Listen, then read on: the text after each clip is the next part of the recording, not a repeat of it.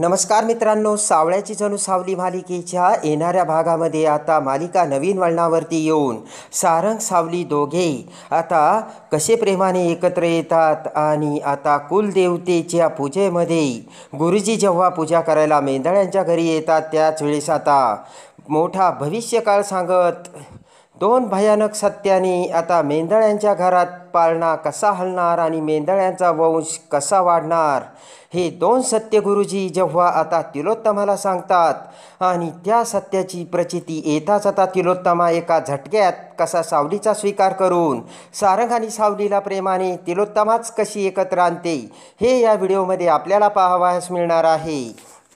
त्यामध्ये आता सारंग आणि सावलीचे लग्न झाल्यानंतर सुद्धा तिलोत्तमाने सावलीला सुनेचा अधिकार आणि हक्क दिलेले नसतात।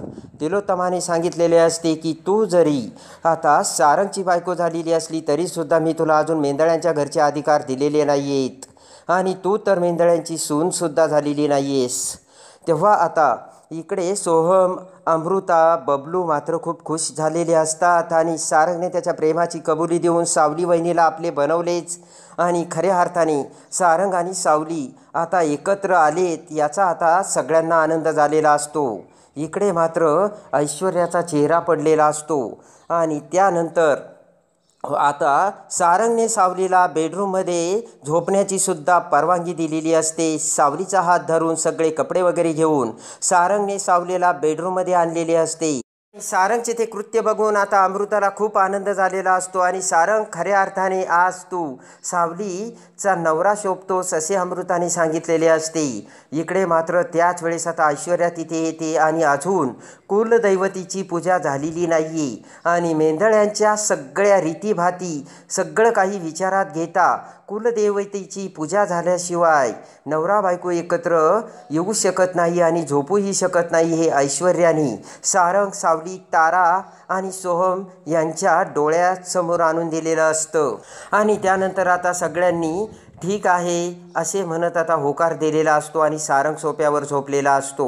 इकडे आता दुसऱ्या दिवशी मेंदळ्यांच्या घरी अंगठी शोधण्याचा भन्नाट कार्यक्रम होतो आणि त्या कार्यक्रमामध्ये ती अंगठी सावलीला सापडते आणि त्याच वेळेस आता आयुष्यभर सारंग हा सावलीची ऐकणार याची आता अमृता, सोहम, बबलूला खात्री झालेली असते आणि त्याच वेळेस आता मात्र ऐश्वर्याचा चेहरा पडलेला असतो।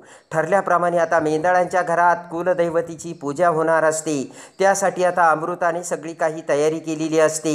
तिलोत्तमाच्या विश्वासातील मेंदळ्यांच्या घरी कायमचे गुरुजी आता कुलदैवतीची पूजा करण्यासाठी मेंदळ्यांच्या घरी आलेले असतात आणि खऱ्या अर्थाने आज सारंगने सावलीसोबत लग्न करून सारंगने सावलीला बायकोचा अधिकार दिला हे आता गुरुजींच्या समोर आलेले असते आणि गुरुजी आता पूजेची सर्व तयारी केल्यानंतर आता सारंग आणि सावलीला पूजेसाठी बसवतात। गुरुजींनी आता होमसुद्धा पेटवलेला असतो आणि इकडे मात्र आता कुलदैवतीची जर पूजा झाली तर ही मूर्ख मुलगी या सारंगला प्रेमाच्या जाळ्यात ओढील आणि हे दोघं एकत्र येतील। नाही आत्तापर्यंत आपण वेळ मारून नेली होती पण आता पूजा झाल्यानंतर या दोघांना वेगळं कसं ठेवायचं हाच विचार आता ऐश्वर्याच्या डोक्यात चालू असतो।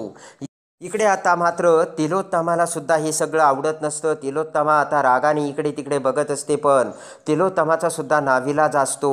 चंद्रकांतराव मात्र खुश असतात आणि त्याच वेळेस आता गुरुजी आता सारंग आणि सावलीला पूजेसाठी बसवतात। तिलोत्तमा आता तिथे ते सगळं बघत असते आणि त्यानंतर आता गुरुजी वेदमंत्र म्हणू लागतात।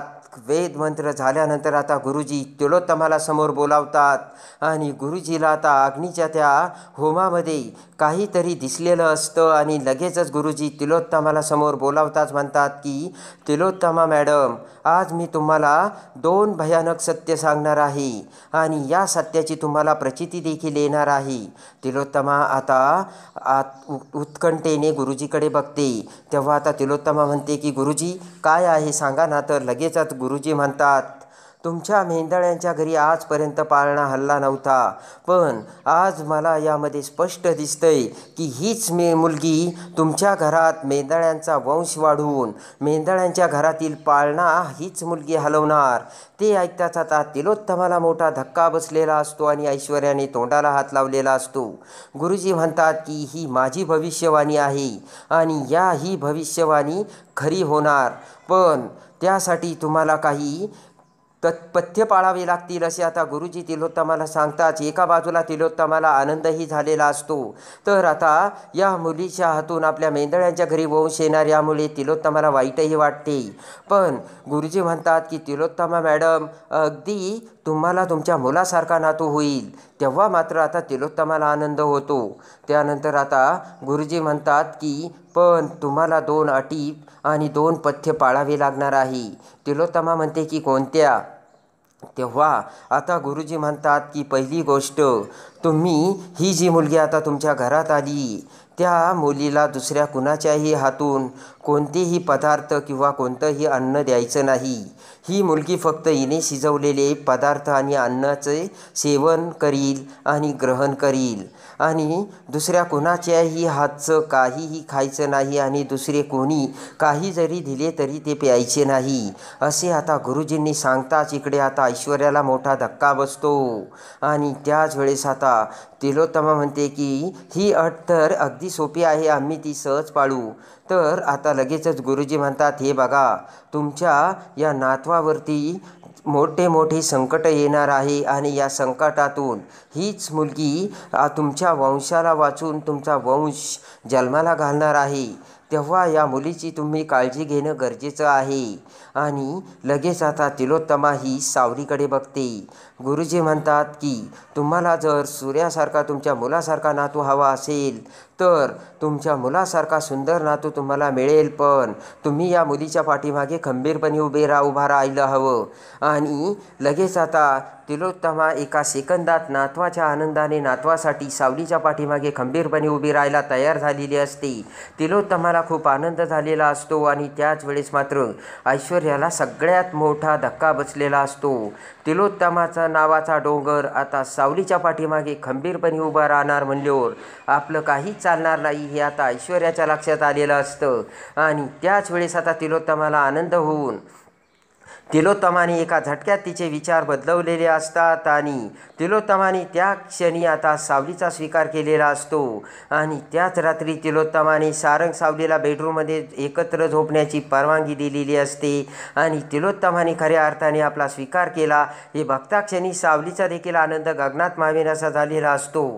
तर आता गुरुजींनी सांगितलेल्या 2 भयानक सत्यांनी मेंदळ्यांच्या घरात या मुलीच्या हातूनच वंश जन्माला येणार आणि मेंदळ्यांचा पाळणा हीच मुलगी हलवणार हे सत्य तिलोत्तमासमोर येऊन एका झटक्यात आता तिलोत्तमाने सावली स्वीकार केलेला असतो. आणि आता तिलोत्तमा ही ऐश्वर्याच्या संकटाला कशी सामोरे देणार आणि सावलीला कशी वाचवत राहणार हे बघण्यासाठी आणि सावळ्याची जणू सावली मालिकेच्या डेली अपडेटसाठी बेल नोटिफिकेशनवर क्लिक करून आपल्या चॅनलला लाईक करा, सबस्क्राईब करा.